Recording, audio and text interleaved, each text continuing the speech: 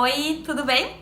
Hoje eu vou falar um pouquinho sobre internet, sobre o que é de fato a internet, né? Que é algo que a gente usa tanto no nosso dia a dia, mas conversa tão pouco sobre procedência, impactos, né? E sobre o que é de fato a internet.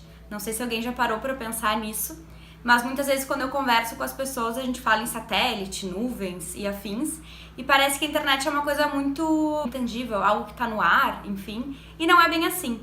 E acho que do mesmo jeito como a gente pensa muito sobre os impactos das coisas que a gente consome, acho que a gente tem que pensar um pouquinho também sobre os dados que a gente coloca na internet e os dados que a gente recebe dela. E para tudo isso é importante a gente entender o que ela é. Bom, hoje em dia, se a gente pensa em satélites, só 1% dos dados que estão transitando na internet de fato usam satélites. Porque a conexão via satélite, além de ser muito cara, é muito lenta.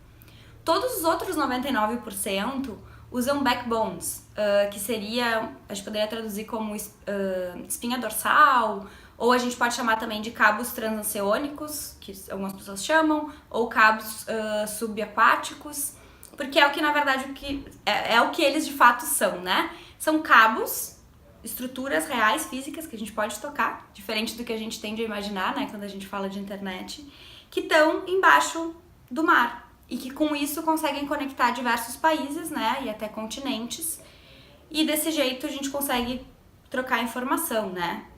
Dando um exemplo super simplificado, vamos que tu queira postar uma foto no Instagram, tu posta a foto da tua rede local, vai por um cabo, por um desses cabos, né, esses backbones, até o servidor lá do Instagram, sobe tua foto e assim segue a comunicação entre, né, tudo que acontece lá e o que vai aparecer pra ti aqui no teu celular, ou no teu computador, enfim. De novo, é uma explicação bem simples, né, e bem resumindo. A primeira coisa que eu fiz, né, quando eu fiquei sabendo disso, foi pesquisar no Google qual era a cara desses cabos, né, pra entender um pouco melhor. Eu vou colocar aqui algumas fotos desses cabos pra vocês verem. E também vou colocar vários links aqui embaixo para poderem entender mais, já que eu tô fazendo uma explicação bem simples, mas onde vocês podem ter ainda mais informações sobre isso.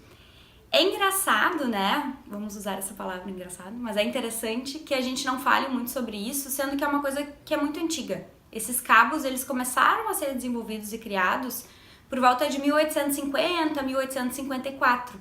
Então não é algo que surgiu ontem, né? Tipo, a gente já usa dessa tecnologia há muito tempo.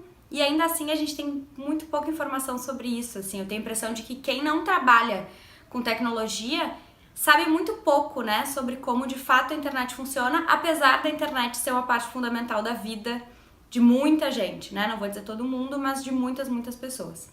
Então, explicando um pouco de como funciona, agora eu deixo a pergunta, né, de quão seguros são esses cabos e quão difícil é de tu interceptar um cabo desses e conseguir ter acesso aos dados de milhões de pessoas, né? Não vou responder isso agora, porque senão vai ficar um vídeo muito longo, mas a minha ideia é fazer uma sequência de vídeos falando sobre muitas dessas coisas que a gente usa no nosso dia a dia, tem acesso, coloca muitos dos nossos dados lá também, mas a gente entende um pouco de como funciona.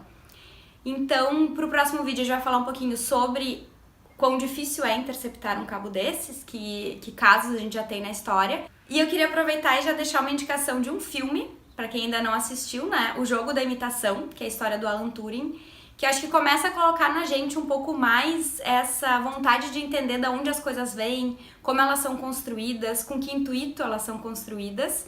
E acho que vai ajudar também a enriquecer a discussão e as conversas através dos próximos vídeos.